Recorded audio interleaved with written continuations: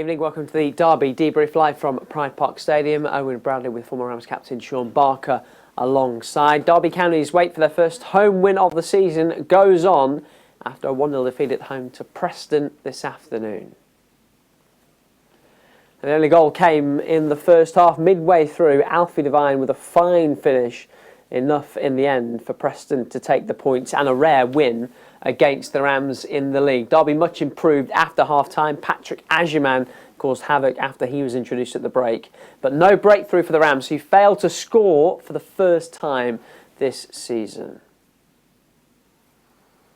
You'll hear from the head coach John Eustace and captain Lewis Travis in a moment or two. But a word first from the former Derby skipper. What do you make of today, Barks?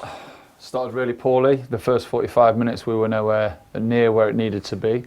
If you think about the team we're playing against, who's had its struggles on its road over the last couple of seasons, if you look at how you want to be seen as a home side, you want to be on the front foot, you want to ask questions of the opposition on their travels, you want to start with real confidence. And the reality is that first 45 minutes was nowhere near what we'd probably expect of the group of players. If you look man for man, you look at the quality that's brought in, the money that the chairman spent, we need more than that in the first 45 minutes. A really, really disappointing start. The reality is the change of formation, Patrick Agyemang was outstanding in that second half. There was a bit more intensity, there was a little bit more oomph in the side, and we had none of that in the first 45 minutes. And everyone knows in this division you cannot just play for one half. It was too little too late. We didn't start how we needed to. They got the goal. And the reality is, looking back, as good as a strike it was from Devine, a brilliant finish from front to back, it was really, really sloppy. And at that point, they've got something to hold on to. And more from Box in a moment. Let's hear from the head coach. Here's John Eustace. I thought first half we were really poor. We weren't at the levels required to win any game. Second half, I thought the attitude and the grit the boys showed to try and find the equaliser was there for everyone to see, and I was much happier with the second half performance, and disappointed we just couldn't get that equaliser. A fine strike for their goal. Were you disappointed with what built up to it there? Yeah, but I think just that all round first half wasn't at our levels. I thought for the first 25-30 minutes there was nothing in the game really, but you know, when they scored they raised it, and you know, they could have maybe gone 2-0 up as well, so it was important. We saw a reaction. I thought the changes were good at half time, and second half there was only going to be one team that was going to go on and score. Unfortunately we couldn't put the ball in the net, but you know, I think there's lots of positives to take out of that second half performance. Yeah, much better second half, came close to an equaliser. Talk to us about the adjustments that you made at the interval. Yeah, obviously we took Callum off. We played a 4-4-2, 4-2-3-1, which I think suited us today, especially that second half. And listen, the performance of Patrick was excellent. He's getting fitter, he's getting stronger. You can see that, you know, so that's a massive plus. And I thought some of the football that second half was good as well. So listen, there's lots to build on. I've said it's always be a difficult start for us. You know, we're 6 games in, we've seen some really good stuff, not so good stuff, and the group are growing, we're building, and you know, on the back of that second half performance, I think there's lots of positives to take out of it. Patrick was such a handful. How encouraging is it for you that he still has fitness to come here? Yeah, I think that's the most exciting thing about it. You know, Pat's going to be a top performer at this level for sure, and it's just about us now getting the right balance of the team and playing the right formation, which is going to get our best players in the team and make sure that we're competitive week in, week out. Lars-Jürgen Salveson back on the pitch as well. Great to see him back. Another option for you. Yeah, definitely. It was good to get him some minutes. You know, when we were chasing the game, you know, we probably went a little bit too direct there for the last 10 minutes with the 3 big boys on there. But listen, it's great for him and it's great for the club that he's fit now. You've touched on it already, but you had 4 players making their Pride Park debut today. They've not been here that long. It's still early days for this group. Of course it is. I've said that. You know, the group are going to grow throughout the season, and it's going to take time. And it's just important that we all keep believing in what we're doing, and we stick together. There's always going to be some highs and some lows, and today's a low. Of course, we don't want to lose any games, but I think that second half performance can certainly show a lot of positives and be excited for more to come. Derby's head coach John Eustace there. You'll hear from captain Lewis Travis shortly as well. It is worth remembering we're only 6 games into the season, and even less really with this group of players. Made the point there, 4 Pride Park debuts today, but that doesn't detract from the disappointment of that first half in particular. No, I think there's going to be some time bedding in. We know that. There's going to be some time for players to really find the feet and the formation to be spot on, and for him to know his best side. What you can't argue with is we weren't at the races in the first 45 minutes. So there wasn't many tackles, there weren't many challenges. If you're playing two behind Morris, it's important that you either find them to feet and you make the overload in the central areas, or you have runners beyond, because Morris isn't going to do that. The only chance of the first half was when Brereton Diaz ran beyond Morris and played into the space behind.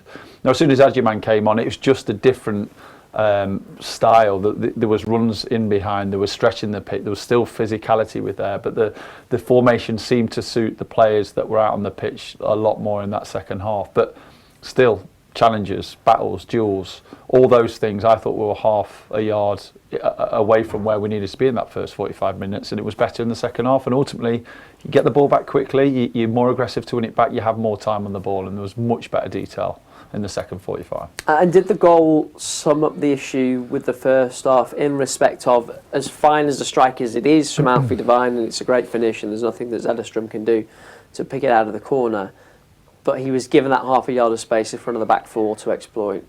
Yeah, it started with the very top. Whiteman turned on the edge of his box with no pressure, with nobody near him, and a simple pass played through the lines. Now, if you don't stop it at source, the top of the pitch, simple things, you make the ball go back, you keep the ball in front of you.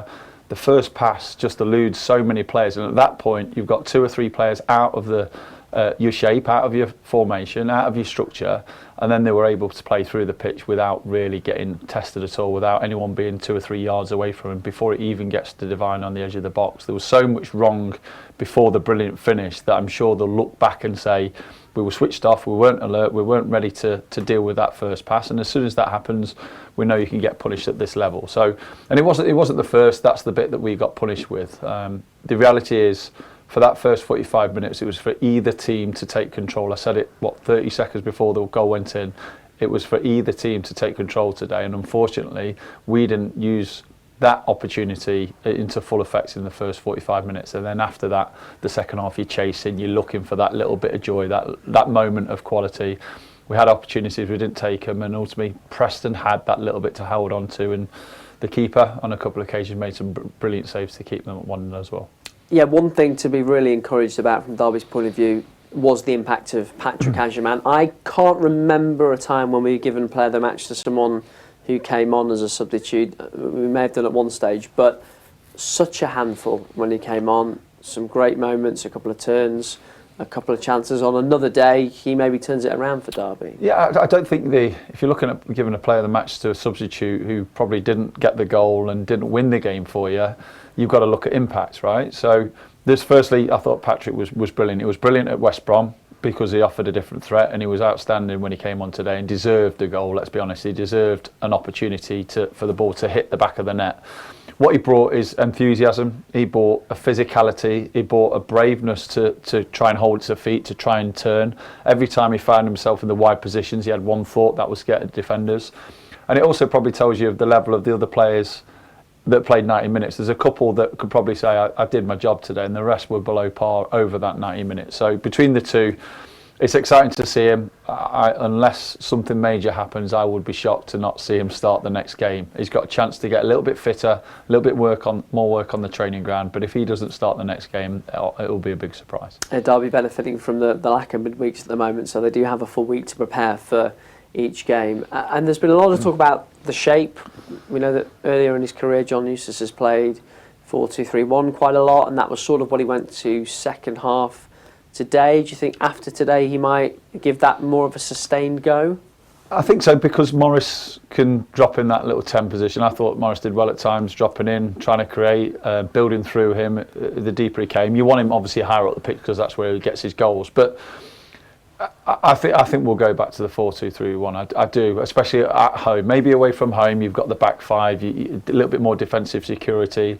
Over the last few games, we haven't given opposition too many clear-cut chances, which, if you're on your travels, that's what you want. You want to catch teams on the counter. At home, we're looking to be inspired by the team that we've got there. We're looking for certain players to grab hold of the game, and we have the quality.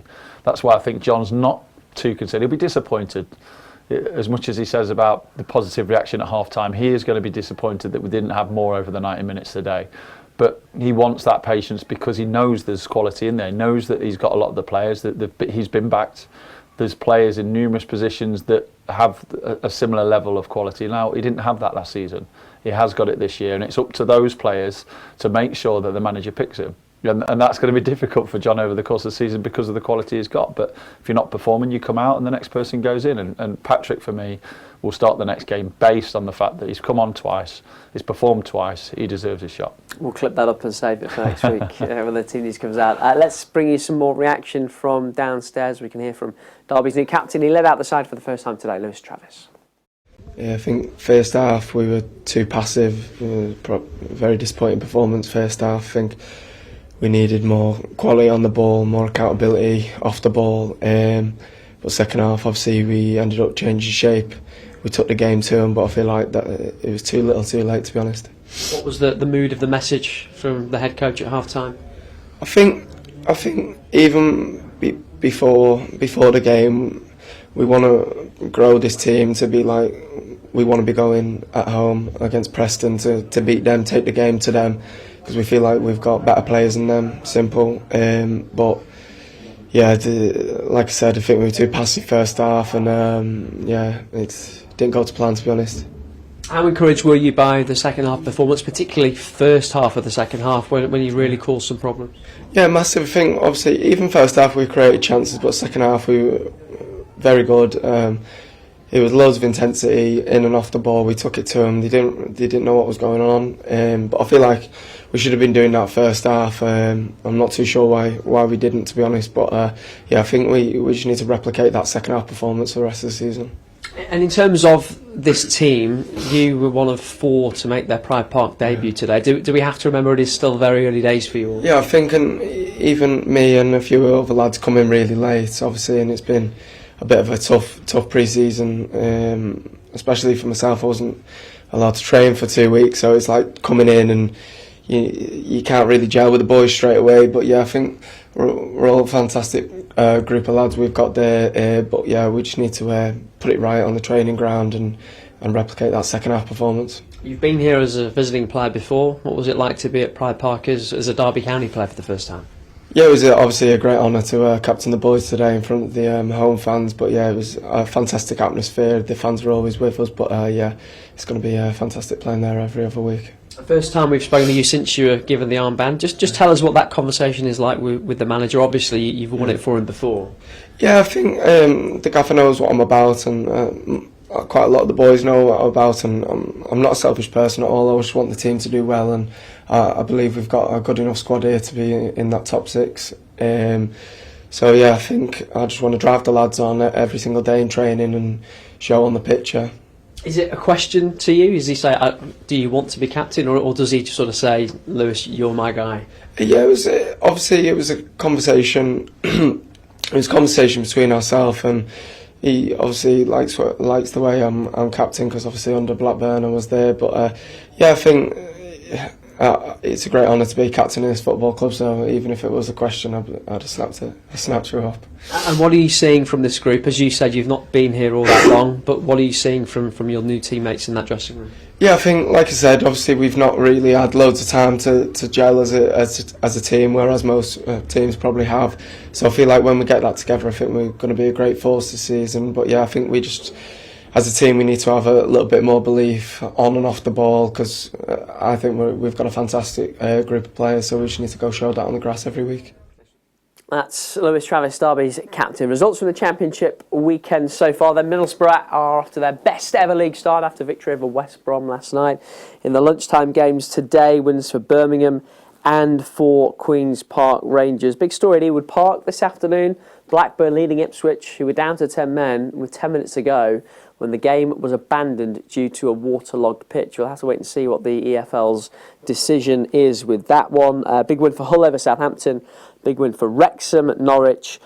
Chris Wilder's return to Sheffield United ends in defeat, 1-0 at home to Charlton. And Sheffield Wednesday have their first win of the season with their victory at Portsmouth. Bit of a surprise there.